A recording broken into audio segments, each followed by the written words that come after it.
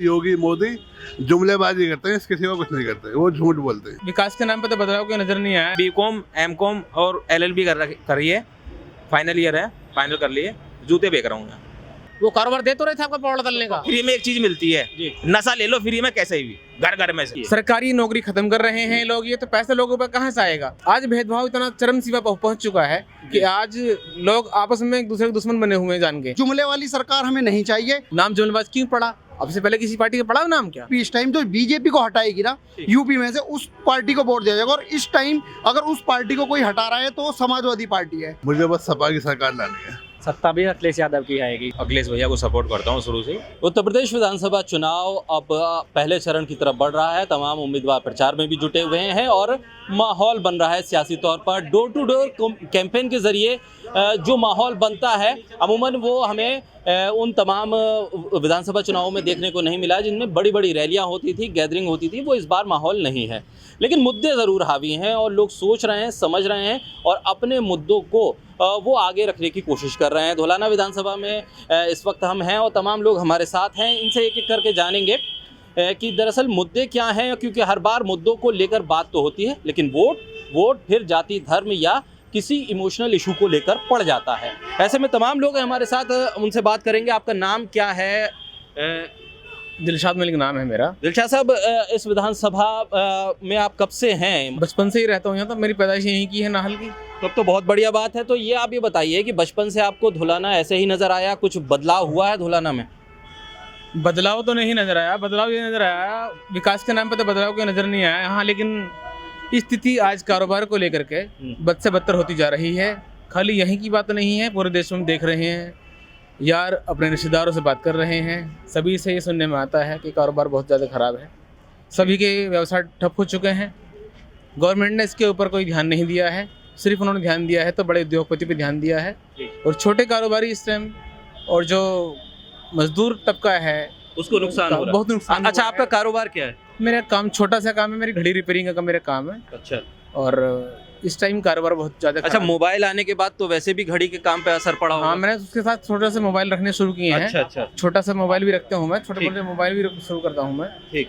हाँ, वो काम किया उसके हिसाब से ही मैंने। लेकिन व्यवसाय कुछ भी कर लो आप, आज की डेट में कोई फायदा होता हुआ दिख नहीं रहा। क्योंकि दम तो इसलिए नहीं है ना कि जब देखिए चैन जुड़ी है पूरी एक दूसरे की आदमी की। ठीक। जब कोई गवर्नमेंट में टीचर लगता है, कोई भी गवर्नमेंट जॉब किसी को मिलती है, सीधी सी बात है वो खर्च भी करेगा। ठीक है। बड़े पैमाने पे जैसे की कमाई होगी वैसे खर्च करेगा वो। जब वो घर में कारोबार नहीं करेगा, कोई कारोबार नहीं करेगा, कोई टीचर नहीं लग पाएगा, कोई कारोबार रोजगार किसी को नहीं मिलेगा, तो जैसे जैसे रोजगार डाउन होगा तो सभी का डाउन पड़ेगा।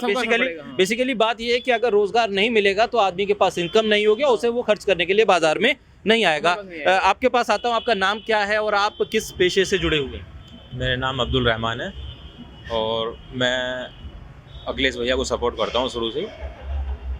और अभी मेरा जो शॉप है, मेरी जूतों की शॉप है और एक्चुअली मैं गवर्नमेंट की तैयारी कर रहा हूँ काफ़ी टाइम से। जी, अभी यूपीएसआई का मैंने एग्ज़ाम दिया है, तो यूपीएसआई का एग्ज़ाम देने के लिए अभी कुछ उसके बाद लीक हुआ है कि कुछ क्वेश्चन लीक हो गए हैं और एक उसका टीचिंग का बीएड से एग्ज़ाम था तो एडमिट कार्ड इशू हो गए और यहाँ से हम आगरा गए एग्ज़ाम देने के लिए। सुबह पता पड़ते कि एग्ज़ाम वो पेपर ही लीक हो गया है। ठीक।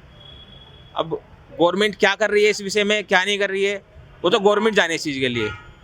जब एग्ज़ाम के लिए बच्चों को एडमिट कार्ड इशू हो गया है, इशू होने के बाद बच्चे वहाँ पहुँच रहे हैं, आपको पता पड़ रही है कि सुबह को पेपर मेरा एग्ज़ाम वो लीक हो रहा है। तो हर जो भी बच्चा स्टूडेंट है, स्टूडेंट लाइफ ऐसी होती है कि परिवार के ऊपर डिपेंड करता है हर आदमी। हर बच्चा परिवार के ऊपर डिपेंड करता है। जब परिवार से उसको पॉकेट मनी मिलेगी, 1000 रुपये उसको मिल गए, 1000 रुपये खर्च करने के बाद वहाँ पहुँचता है वो, अब पता पड़ती है एग्ज़ाम मेरा लीक हो गया। ठीक है। ये परेशानी जो युवाओं के साथ है, ये दरअसल इस विधानसभा चुनाव में कितनी उठती है, इस पर भी आपको भी नज़र रखनी है और हमें भी, क्योंकि जिस तरह से कहा कि एग्ज़ाम के लिए पहुंचे उससे पहले पेपर आउट हो गया। बिहार में जो हमने दृश्य देखे वो तमाम पता है सबको। जी बिल्कुल सर, एक चीज़ हो रहा है, जैसे कि अभी लॉकडाउन हुआ है, आपदा सब पे आई है, ठीक है। अभी भी पूरी सरकार में क्या है, बस हर आदमी को, गरीब आदमी को एक ही चीज़ पे फोकस कर रखा है कि उसको राशन मिल रहा है। राशन के ऊपर तो पूरा जीवन व्यतीत नहीं कर सकता आदमी, सारी ज़रूरतें पूरी हैं उसकी, ठीक है, ज़रूरत उसकी है। अगर मैं अपने बच्चे को पढ़ाऊँगा, पढ़ाने के बाद उसको एग्ज़ाम के लिए तैयारी करानी है, गवर्नमेंट एम्प्लॉय के लिए तैयारी करानी है, क्या राशन से सब कुछ करूँगा उसका? ठीक। मेरे को कुछ तो जोड़ना होगा उसके लिए, ठीक। कुछ भी नहीं है। अब बच्चे अगर कॉलेज स्कूल जाते हैं और तुम बिना हेल्थ जो होता है ना बच्चे की हेल्थ के लिए, अगर आप टीकाकरण लगा रहे हो, टीका चल रहा है, वैक्सीन चल रही है, वैक्सीन लगने से पहले हर बच्चे का हेल्थ मेडिकल होना चाहिए ना एक बार, क्योंकि उसको उसके माँ बाप से कोई बीमारी तो नहीं है। आप ऐसे ही टीका लगा रहे हो, बिना माँ बाप के परमिशन के लगा रहे हो। अगर बच्चे को कुछ होता है तो उसके लिए जिम्मेदार कौन है? स्कूल है क्या? मकसद वो नहीं है हर माँ बाप गरीब हो या छोटा हो, जो गरीब माँ बाप होगा वो चाहेगा कि जो मैंने करा है ना, मजदूरी करी है, वो मेरा बेटा ना करे। पढ़ाना, हर एजुकेशन में ज़्यादा दिलचस्पी हर गरीब माँ बापों की दिलचस्पी है एजुकेशन में, पर ये चाह रहे हैं कि गरीब आदमी को एजुकेशन ना मिले। अभी भी किसी भी हमारे यहाँ धौलाना विधानसभा इतना बड़ा है, कोई भी सरकारी कोचिंग सेंटर नहीं है। कोई भी सरकारी कोचिंग सेंटर कैसा होता है आप जाके जायजा करना, एक भी स्पोर्ट के लिए ग्राउंड नहीं है, तो बच्चा कहाँ से निकलेगा? ठीक है, ये यहाँ सबसे ज्यादा फ्री में एक चीज मिलती है, नशा ले लो फ्री में, कैसे भी घर घर में से। ये वो इशू हैं जिनको पॉलिटिकल पार्टी नॉन इशू में गिनती हैं, और उनके लिए बड़ा इशू ये है कि 80 और 20 की लड़ाई बताई जाए, हिंदू मुसलमान की बात बताई जाए, ये बताया जाए कि मुगलों ने कब किस पर शासन किया, इस पर इसका जिक्र करें। सभी लोगों से और भी इशू हैं, उस पर मैं बात करूंगा। और भी लोग हमारे साथ जुड़े हैं, आपके पास में आऊँ। क्या नाम है आपका और कब से आप रह रहे हैं धौलाना विधानसभा? मैं बचपन से यहाँ रह रहा हूँ। मेरा नाम दिलदार खान है और मुझे बस सपा की सरकार लानी है। मेरा ये इशू है कि सपा की सरकार आनी चाहिए, क्योंकि हमें बदलाव चाहिए। योगी से परेशान हो गए, हमें ये चाहिए। तो सवाल ये है कि वो तो ये कहते हैं कि भाई हमने सबके लिए एक सा विकास किया है, गुंडे अब यूपी में रहते नहीं हैं, और जो गुंडे हैं उन पे हमने बुलडोजर चला दिए। क्या लगता है आपको, उनकी बातों पे यकीन होता है, या जहाँ ज़मीन पे अगर आप देखें तो कुछ और ही है? वो झूठ बोलते हैं, झूठ के सिवा कुछ नहीं बोलते। योगी जो भी बोलते हैं, योगी मोदी जुमलेबाजी करते हैं, इसके सिवा कुछ नहीं करते, वो झूठ बोलते हैं। ठीक है, और लोगों से भी जानेंगे, क्योंकि उत्तर प्रदेश में जिस तरह गुंडे के बॉस बाहर हैं, जो गुंडे हैं ना सब अंदर हो गए। अच्छी बात है, उन्होंने जो उनसे छोटे गुंडे थे वे तो सब चले गए जेलों के अंदर। जो बड़े गुंडे हैं वो बैठ गए सीटों के अंदर। बड़े गुंडे कौन? बड़े गुंडे वही जो हुक्म चला रहे हैं सब दुनिया पे, पूरी हिंदुस्तान पे हुक्म चला रहे हैं। वो बड़े गुंडे तो हैं, छोटे गुंडों को अंदर कर दिया, बड़े गुंडे खुद बैठ गए, सब पे हुक्म चला रहे हैं, सबको हाँक रहे हैं एक दौरे से। मंत्रियों को भी हाँक रहे हैं, विधायकों को भी हाँक रहे हैं, पुलिस को भी हाँक रहे हैं, आला कमान को सबको हाँक रहे हैं वो। अच्छा, आपको लग नहीं रहा? देखिए यहाँ पे 30 दुकानें हैं, जरा कैमरा घुमा के देखिए, दुकान पे कोई कस्टमर है? 30 दुकानें हैं इस मार्केट के अंदर, जरा देखो घुमा के कैमरा, कोई कस्टमर है यहाँ पर? किसी के दुकान में कस्टमर मुझे दिखा दो, 30 दुकानों में से कोई हो तो यहाँ दिखा दो, कैमरा घुमाओ जरा। है कोई यहाँ पर दुकानदार? सब दुकानदार मिलेंगे बैठे, कोई खाली बैठा, हम यहाँ बाहर खाली बैठे टाइम पास कर रहे हैं, किराया जेब से दे रहे हैं। अच्छा, वजह क्या है कि अगर दुकान में कस्टमर नहीं है और सभी दुकानें खुली हुई हैं, वजह क्या है? आपको इसको मेन इशू क्या है जिसको लेकर आपकी नाराजगी है? सरकारी नौकरी खत्म कर रहे हैं लोग, ये तो पैसे लोगों पर कहाँ से आएगा? जो सरकार में थे लोग, शिक्षा मंत्री थे, 25-30 हज़ार तनख्वाह मिल रही थी, उनकी तनख्वाह घटा के 10 हज़ार रुपये उन्होंने कर दी है। ठीक, तो उनके पास पैसा है, वो अपना बजट घर का देखेंगे, वो हमारे पे खर्च करेंगे, मोबाइल खरीदेंगे, घड़ी ठीक कराएंगे वो, या जूते खरीदेंगे, कपड़े खरीदेंगे, क्या करेगा आदमी? लेकिन योगी जी तो कह रहे हैं कि हमने करोड़ों रोजगार दिया और लोगों में रोजगार की कमी नहीं है। देखिए सुनिए, कागजों में बहुत कुछ है, ठीक है, जबान पे बहुत कुछ है, धरातल पे कुछ भी नहीं है। धरातल पे कुछ भी नहीं है, कुछ नहीं। अगर धरातल पे कुछ होता तो आपको यहाँ जरूर दिखता, ऐसी बात नहीं है। जब चीजें ऊपर से आती है तो नीचे तक जरूर पहुँचती हैं, जब चीजें ऊपर से होती हैं तो नीचे तक जरूर पहुँचती हैं। उन लोगों ने सिर्फ हिंदू मुस्लिम का बंटवारा किया है, लोगों के अंदर खाई पैदा कर दी है, बहुत ज़्यादा उन्होंने खाई इतनी पाट दी है। आज की डेट में लोग एक दूसरे को नफरत की नगाह से देखता है, हिंदू मुस्लिम आपस में ऐसी खाई पाट दी बहुत लोगों के बीच में। लेकिन हम जैसे लोग हैं, हम फिर भी प्यार मोहब्बत से रहते हैं। यहाँ हिंदू मुस्लिमों की भी दोनों मिक्स दुकानें हैं। अभी किसी से पूछ लो आपस में, कोई इंतजार कोई बात नहीं है, सब आपस में प्यार मोहब्बत से यहाँ रहते हैं। आपको किन चीज़ों से लगता है कि हिंदू मुस्लिम में बंटवारे की कोशिश हुई है, और अगर हुई है तो वो आपस में, जिस तरह से आप कह रहे हैं आपस में तो आप भाईचारे से रहते हो, तो फिर वो कहाँ झलकता है? वो किस जगह पर आपको लगता है? कहीं सफर में चले जाइएगा आप, आपको कहीं सीट लेनी है, बस में सीट लेनी है, को पता चल जाए नाम छडाड़ी वाला है, उसको बिल्कुल नहीं मिलेगी। रास्ते में जरा से किसी बात के ऊपर बाइक टकरा गई, जरा से में किसी को शक हो जाए कि मुस्लिम है ये, उसको वहीं पर किसी बात के छोटी सी बात के ऊपर कहीं भी आप चले जाइएगा, इतना आज खाई पैदा कर दी है अधिकारियों के दिमाग के अंदर भी, मीडिया के थ्रू भी और सोशल मीडिया के थ्रू भी इतनी खाई बना दी है इन लोगों ने कि आज कोई भी इंसान, ठीक। जितने भी लोग यहाँ पर हैं, मुस्लिमों को बहुत नीचे निगाह से देखने शुरू कर दिया है और उनको इस कदर देखते हैं कि मतलब बहुत नीचे समझते हैं, क्योंकि उनको रहनुमा कोई है नहीं बड़ा हमारा। ठीक। कोई बड़ा रहनुमा अगर होता हमारा तो हमारे को वो देखता, सुनता हमारी बात। मुख्यमंत्री हमारा कोई नहीं, हमारी बरादर का कोई नहीं, मुसलमान कोई नहीं, आज तक प्रधानमंत्री हमारा कोई बरादर का नहीं, कोई हमारा मुस्लिम नहीं बना, तो कौन देखेगा हमें? तो आप अगर हम किसी को देखते भी हैं जी। वो अब सत्ता में है नहीं। अच्छा, इन्होंने ध्रुवीकरण करके अपनी पार्टी बना ली ठीक है। और जब अपनी पार्टी बन गई तो अपनी हाँ करें सब ये। अच्छा, तो आपको क्या लगता है किस लीडर में आप देखते हैं कि वो मुसलमान देखे उसे लीडर के तौर पर, ताकि उसे भरोसा हो कि हाँ वो भी आज़ादी के साथ रह सकता है? किस लीडर को आप समझते हैं कि हाँ ये मुस्लिम रहनुमा हो सकता है, मुस्लिम लीडर हो सकता है? MIM भी आ रही है, असदुद्दीन ओवैसी भी कह रहे हैं कि भाई मैं मुस्लिम लीडरशिप की बात करता हूँ, तो आप लोगों को भरोसा होता है उनकी बात पे? देखिए, भरोसे की बात जहाँ तक ये है, वो मुस्लिम लीडर हैं, हितैषी हैं, मैं मानता हूँ, लेकिन यहाँ पे क़यादत में नहीं है वो। जो आदमी क़यादत में नहीं होता उसकी पावर नहीं होती है। देखिए, ज़बान से वो बोलते हैं अच्छा ज़रूर। अखिलेश यादव भी हैं, रहनुमाई करते हैं कुछ थोड़ी बहुत, ऐसी बात नहीं है, मुसलमानों की तरफदारी करते हैं, लेकिन ये नहीं कि वो एक तरफा करते हैं। वो एक तरफा किसी के साथ नहीं होना चाहिए, कोई हिंदू हो, दलित हो, मुस्लिम हो, किसी के साथ में एक तरफा भेदभाव नहीं होना चाहिए। आज भेदभाव इतना चरम सीमा पर पहुंच चुका है कि आज लोग आपस में एक दूसरे के दुश्मन बने हुए हैं जान के। यहाँ मोहब्बत से रहते हैं, कोई बात नहीं है। अभी हम बाहर चले जाएंगे, नाम पता चल जाए दिलशाद नाम इसका है, तो फौरन कोई ना कोई हम पे हावी हो जाएगा। अच्छा, यहाँ डासना से एक बड़े मशहूर हो रहे हैं शख्स, काफ़ी मशहूर हैं, यति नरसिंहानंद। वो भी काफ़ी कुछ कह रहे हैं कि मुसलमानों के साथ ऐसा व्यवहार होना चाहिए, वैसा व्यवहार होना चाहिए। आपसे जानूंगा कि क्या सोच रहे हैं आप उनको लेकर? वो यहीं रहते हैं कहीं आसपास डासना में और काफ़ी मशहूर है, उनके वीडियो भी काफ़ी वायरल हुए। उनको लेकर आप लोग क्या सोचते हैं? इस इलाके के लोग क्या सोचते हैं? और वो जब बयान देते हैं तो कुछ असर पड़ता है? सर ऐसा है ना, एक्चुअली उनके कहने से है ना कोई फ़र्क नहीं पड़ता। जितना वो अपशब्द बोलते हैं उससे है ना मुसलमान और ज़्यादा जुड़ता है, मोहब्बत पैदा होती है। उनके कहने से कुछ नहीं होता।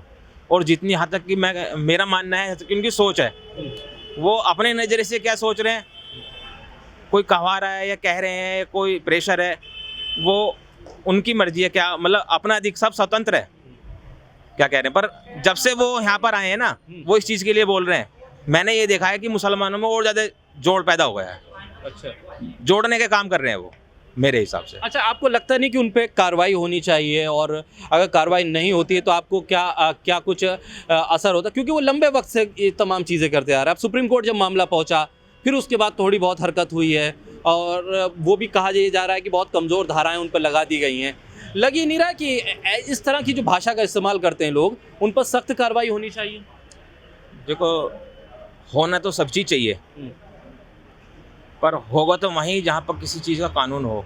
ठीक। बस सर, हर चीज़ अगर कानून की बात करूँ, कानून किताबों में ही अच्छा लगता है। कहने के लिए हिंदुस्तान में सब स्वतंत्र है, मेरे हिसाब से तो कोई नहीं है। ठीक है। अच्छा, चुनावी माहौल है, आपके माध्यम से एक चीज़ बोलनी थी मेरे को। जैसे कि लॉकडाउन लगा है, सबको पता है, आपदा थी, सब पे परेशानी आई है, किसी के हाथ से कोई परेशानी नहीं है।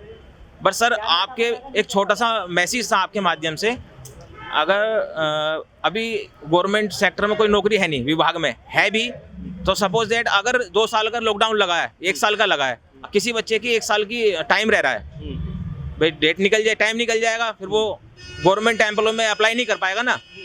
अब ये आपदा आया, किसी भी सेक्टर में किसी ने भी कुछ नहीं देखा कि अगर बच्चा 3 साल से किसी कोचिंग सेंटर में कोचिंग कर रहा है, अब उसकी उम्र आई है और वो लॉकडाउन में, आपदा में, वो उसकी उम्र निकल चुकी है, तो उसके जो माँ बाप ने जो सपना देखा था वो तो खत्म हो गया ना सारा। तो उसके लिए कुछ मिलना चाहिए ना। ठीक। अच्छा, आप काफ़ी कुछ बोल रहे थे पीछे से, ये मुझे बताइए कि अब लग क्या रहा है कि आप लगे रहा अखिलेश यादव को बहुत सपोर्ट कर रहे हैं। क्या लगता है कि अखिलेश यादव आएंगे तो क्या बदलेगा? और अखिलेश यादव में क्या कुछ आपको लगता है कि हाँ उनको ही वोट देना चाहिए या उनकी पार्टी का समर्थन करना चाहिए लोगों को? देखो, वोट जो है अखिलेश यादव की आएगी और सत्ता भी अखिलेश यादव की आएगी। यहाँ जो विधायक जो धौलाना माननीय विधायक असलम चौधरी के लिए वोट है हमारी। तो क्यों क्यों वोट देना चाहते हैं आप उनको? वो उनका काम अच्छा लगता है, उनकी बातें अच्छी लगती हैं, किस वजह से वोट देना चाहते हैं? कोई वजह तो होगी। हाँ देखो, काम भी बहुत अच्छा है। जितना सपा सरकार में काम हुआ इतना किसी में काम नहीं हुआ। कोई 2-3 काम आप गिनवाएं कि उन्होंने ये कुछ काम किया हो। देखो, जो पढ़ने वाले बच्चे हैं, छात्र, उनको लैपटॉप दिए। अच्छा। ठीक है, अस्पतालों में जो पहले गाड़ी तक नहीं थी, फिर उनको सरकारी एम्बुलेंस दिवाई, पुलिस वालों को स्कॉर्पियो दे दी। तो इससे ज़्यादा चीज़ क्या लोगे? योगी जी ने क्या दिया बताओ? अच्छा, तो चलिए, योगी आदित्यनाथ, बीजेपी की और समाजवादी पार्टी की तो बात हो रही है, कांग्रेस है यहाँ कहीं? क्योंकि कांग्रेस की लीडरशिप भी तो बहुत मेहनत कर रही है और जगह जगह अखिलेश यादव उतनी जगह नज़र नहीं आते जितनी जगह प्रियंका गांधी नज़र आ जाती हैं। तो सवाल तो ये है कि क्या कांग्रेस को लेकर कुछ उम्मीदें हैं, कुछ आप लोग देख रहे हैं, या इस विधानसभा में मूड आप लोग बना चुके हैं कि कांग्रेस का आप नाम भी इतने लोगों में से किसी ने लिया नहीं है? तो क्या मतलब आप लोगों को क्या वजह? देखिए, कांग्रेस एक नेशनल पार्टी है, ठीक है, ये क्षेत्रीय पार्टी है हमारी, और क्षेत्रीय पार्टी में हमारे उत्तर प्रदेश के अंदर मुलायम सिंह जी की पार्टी ने, अखिलेश यादव ने मुख्यमंत्री रहते हुए जो विकास कार्य किए हैं, ठीक है, पिछले जो हमने अपनी जीवन में 3-4 सरकारें हमने देखी हैं, और भी उन सरकारों में इतना विकास नहीं हुआ था। अखिलेश यादव जी ने हर क्षेत्र में काम किया था, हर क्षेत्र में काम, ठीक, शिक्षा के ऊपर, सड़क के ऊपर, बिजली के ऊपर 10,000 बिजली घर बनाए उन्होंने, ठीक, अस्पताल बनाए उन्होंने, पर्ची फ्री करी उन्होंने, ठीक, पानी का जो सिंचाई होती है उन्होंने फ्री करी है। ठीक, काम है, धरातल पर दिखता है, ऐसी बात नहीं है। अगर आपकी बात मैं मानूं कि ये कह रहे हैं कि समाजवादी पार्टी क्षेत्रीय पार्टी है और ये विधानसभा का चुनाव है, इसलिए हम समाजवादी पार्टी की तरफ जाएंगे, बीजेपी से नाराजगी है वो तमाम लोगों में दिख भी रही है, यानी कि मान के चलूं कि आने वाला जो लोकसभा चुनाव होगा उसमें कांग्रेस की तरफ आप लोग देखेंगे? देखिए, उस टाइम ये वक्त बताएगा, अभी 2022 की बात है, वो अभी चल रही है हमारी, वो 2024 में चुनाव आएगा। जैसी स्थिति होगी, अगर अखिलेश जी दिखेंगे मजबूत स्थिति में और उनसे कोई गठबंधन होता है, कांग्रेस पार्टी का कुछ भी होता है अगर बाय द वे, तो उस स्थिति को देखकर तब हम बताएंगे आपको। लेकिन अभी 2 साल पहले उस बात को बताना ये उचित नहीं होगा। लेकिन हाँ, वो नेशनल पार्टी जरूर है, तो सीधी सी बात है, रुझान पहले उसके होली तरफ होगा, और सेकंड हम देखेंगे अगर लगता है कि हम यहाँ पे हमारा कैंडिडेट सपा का मजबूत होगा तो ये कोलैबोरेशन करके हो सकता है इनका काम हो जाए। कैंडिडेट को देख के आपकी क्या राय है? क्या विधानसभा चुनाव है इसलिए क्षेत्रीय पार्टी को चुनना चाहिए, लोकसभा का जब चुनाव आएगा तो हम नेशनल पार्टी की तरफ देखेंगे, ऐसा कुछ है? क्योंकि देखिए, सवाल ये है कि आपके मुद्दे कौन उठाता है। मुद्दे उठाने में अब तक हम देखें पिछले 2, 2.5, 3 साल में CA NRC का जो प्रोटेस्ट था उस टाइम में भी हम देखें तो अखिलेश यादव घर से नहीं निकले थे। अखिलेश यादव लखनऊ में भी किसी प्रोटेस्ट में नहीं गए। प्रियंका गांधी लखनऊ भी पहुंच गई, उन लोगों के घर भी पहुंची जहां पुलिस नहीं जाने दे रही थी, उन पे लाठियां भी चली प्रियंका और राहुल गांधी पे, तब भी वो गए।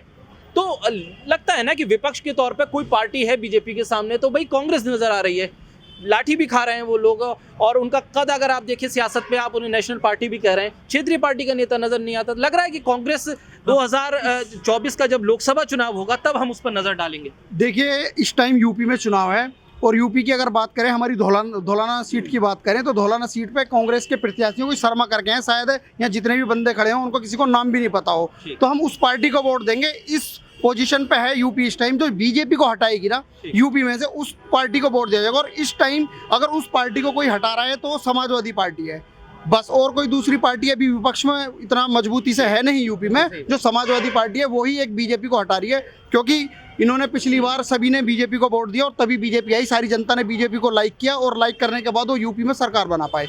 यूपी में सरकार बनाने के बाद उनके जितने भी वादे थे वो धरातल पर नहीं उतर पाए। जैसे कि सेंट्रल गवर्नमेंट में उनके वादे थे कि 15 लाख रुपए मिलेंगे, फिर अमित शाह जी कह देते हैं, हमारे गृह मंत्री जी, कि वो तो एक जुमला था। तो जुमले वाली सरकार हमें नहीं चाहिए। अखिलेश जी ने वादा किया है 300 यूनिट बिजली फ्री का, और 300 यूनिट बिजली वो सरकार आएगी तो वो पूरा भी करेंगे। जैसा कि आपने पहले देखा है कि लैपटॉप दिए उन्होंने बच्चों को, शिक्षा पे उनका ध्यान होता है, हॉस्पिटल पर उनका ध्यान होता है, तो सभी चीज़ को लेकर उनका ध्यान होता है, और वो करते भी हैं उस चीज़ को। जो वादे करते हैं वो पूरे करते हैं। इन्होंने जो भी बीजेपी ने अभी तक वादे किए हैं उस पर पूरे नहीं उतर पाए हैं ये। अच्छा, एक सवाल ये कि अब जिस तरह से प्रचार आगे बढ़ रहा है और तमाम पार्टियां इस वक्त पश्चिमी उत्तर प्रदेश में खासतौर पर देख रही हैं, और एक फैक्टर जो है जाट मुस्लिम गठजोड़ की बात लगातार हो रही है। RLD जब से साथ आई है समाजवादी पार्टी के साथ, कोशिश ये हो रही है कि ये गठजोड़ बना रहे। किसान आंदोलन के वक्त से ये तमाम कोशिशें शुरू हुई थी, लेकिन अब जिस तरह से आपको लग रहा है कि ये चुनाव जिस तरह से आगे बढ़ रहा है, समाजवादी पार्टी के मुखिया अखिलेश यादव लगातार अपने मंचों से ये कह रहे हैं कि उनकी सरकार आएगी तो सभी के साथ इंसाफ होगा।